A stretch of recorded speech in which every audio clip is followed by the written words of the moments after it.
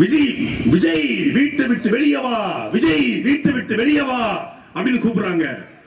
வீட்டுக்கு ஒரு விஜய் வெளியே வந்தா என்ன ஆகுன்றாரு. வீட்டுக்கு ஒரு விஜய் இருக்கானா? நான் கேட்கிறேன், இவ்வளவு பேர் கூடியிருக்கீங்க. கரூர்ல திங்கட்கிழமை தொழிற்சாலை நடந்து கொண்டிருக்கிற இந்த ஊர்ல திங்கட்கிழமை சாயந்தரம் கோட்டரும் கோழி பிரியாணி கொடுக்காமல் ஒரு கூட்டத்தை கூட்ட முடியும் என்றால் அது நாம் தொடர் கட்சியால மட்டும் முடியும். வீட்டுக்கு ஒரு விஜய் யார் நீ? சரி, வீட்டுக்கு ஒரு விஜய் ஓகேங்க. யாரு விஜய்? யாரு சொல்லு. விஜய் சொல்லு. வீட்டுக்கு ஒரு தற்கொலையை எந்த அப்பா அம்மா உருவாக்க மாட்டாங்க. காவல்துறை யாரு? அவன் கண்ணுக்கு முன்னாடி 4 பேர் சாவதை எந்த மனுஷனாவது வேடிக்கை பார்ப்பானா? எனக்கு தெரிந்த ஒரு காவலர் அந்த அரசு மருத்துவமனைக்கும் ஆம்புலன்ஸுக்கும் ஒத்த மனுஷனா கிட்டத்தட்ட 18 பேரை உடம்புல தூக்கி போட்டு போய் காப்பாற்றுறான்டா. அந்த காவலுக்கு என்னுடைய ராய செலுத்துற. நீ என்ன பண்ண? 12 மணிக்கு போனா கிரவுட் இருக்காது. திமுக பெரியாளர் நாம பெரியாளர் காட்டணும். 30 விழா நடந்திருக்கு. 30 விழாவில பெரிய கூட்டத்தை காட்டணும். அப்போ வெயில்ல மக்கள் காத்திருக்கட்டும். குறுக்க மறுக்க இந்த இடத்துல விஜய் வந்து கொண்டிருக்கிறார், விஜய் வந்து கொண்டிருக்கிறார். அனௌன்ஸ்மெண்ட் நடந்துச்சா இல்லையா? இதே இடத்துல 2 மணிக்கு வருவார், 3 மணிக்கு வருவார், 4 மணிக்கு வருவார், 5 மணிக்கு வருவார். 5 மணிக்கு வந்துட்டாரு, பைபாஸ் வந்துட்டாரு. 5 மணிக்கு காவல்துறை போய் சொல்லுது, சார் உள்ள போனா மிகப்பெரிய கேஷுவாலிட்டி நோக்கி போகாதீங்க, கூட்டம் நெருக்கடியா இருக்கு, காலையில இருந்து தண்ணி குடிக்காம தவிச்சு நிக்கிறான், வண்டி இவ்வளவு பெரிய பேருந்து பாத்திருக்கீங்களா? இந்த ராட்சசன் படத்தை ஒரு வண்டி மாதிரி இருக்கும், ஒரு யமகாதக பேருந்து மாதிரி இருக்கும், அதுல போகாதீங்கன்னு எச்சரிக்கிறாங்க. இல்ல நாங்க அப்படித்தான் போவோம் அப்படின்னு திமிர் எடுத்து உள்ள வர்றாங்க. மீண்டும் காவல்துறை போய் எச்சரிக்குது, இது எஃப்ஐஆர் இருக்கு, 50 மீட்டருக்கு முன்னாடி நிறுத்துங்க, உள்ள போனா மிகப்பெரிய நெருக்கடி ஏற்படும். இல்ல நாங்க அங்கதான் போவோம். இது வெண்ணமலை கோயிலுக்கு சொந்தம்னு ஒரு வெண்ணப்பைய வழக்க போட்டு பூர்வகுடி மக்களை விரட்டுறான். கேட்க நாதி இல்ல. சரா கோயில் யாரா கட்டினதுன்னு கேட்டா, கோயில் முருகனுக்காக கட்ட. முருகனே கட்டினாரா? வெண்ணமலையில் கூடிய பாலசுப்ரமணிய சாமியே கோயிலை கட்டிட்டாரா? வெண்ணமலை கோயில அந்த வெண்ணமலை கோயிலை கட்டினது யாருமாடா?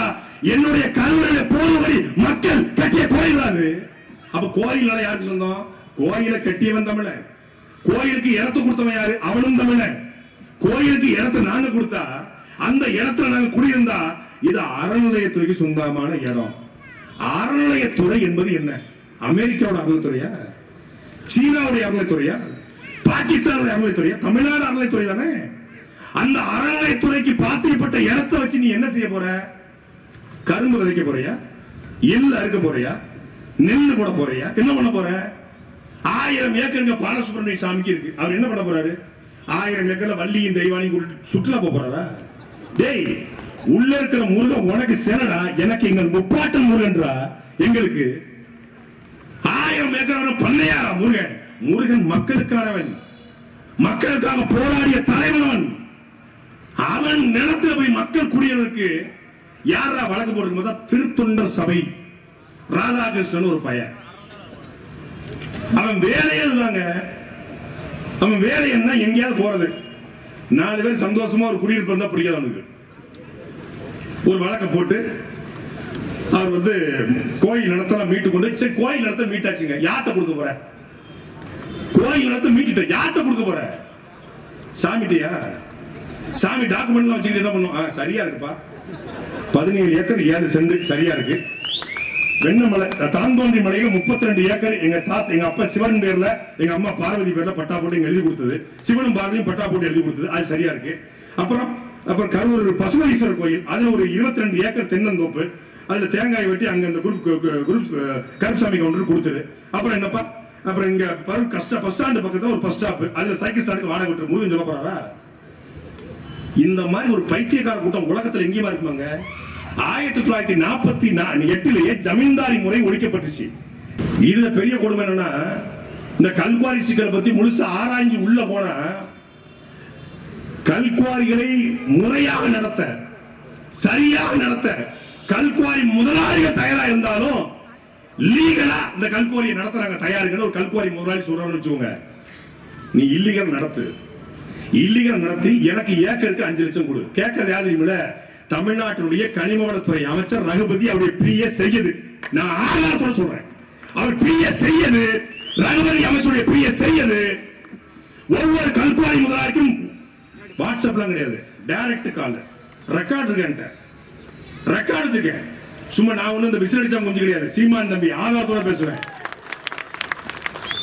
போன போட்டு ஒவ்வொரு முதலாளிக்கும் ஏக்கருக்கு 5 லட்சம். ஒரு கல்குவாரி 10 ல இருந்து 20 ஏக்கர் இல்லாம செய்ய முடியாது. அப்ப ஏக்கருக்கு ஒரு கல்குவாரிக்கு 50 லட்சம். 50 லட்சம் எதுக்குள்ள? இந்த பிப்ரவரி மாதத்துல கொடுக்கணும். எதுக்கு? தேர்தல் நிதி. அவன் கல்குவாரியை எப்படி லீகலா செயல்படலாம்னு கல்குவாரி முதலாளி யோசிக்க, இல்லீகலா எப்படி நடத்தலாம்னு அமைச்சர் யோசிக்கிறார். அப்புறம் விளங்குமா? பேருக்கு முன்னாடி பாத்தீங்கன்னா மணல் கரிகாலை பேரே இருக்கும். என்னங்க மணல் கரிகாலைங்க? மணலை நீங்க எதுவும் கண்டுபிடிச்சிக்கலாங்க. இப்ப நீங்க வந்து அப்துல் கலாம்னா அவர் விஞ்ஞானி, இப்ப இங்க செந்திலாத விஞ்ஞானி, அவர் விஞ்ஞானி போட்டுக்கிறாரு. அவன் பேருக்கு முன்னாடியே கத்தி கூத்து கண்ட பான்ராக் ரவி அப்படிங்கிற மாதிரி மணல் கரிகாலன்றாங்க.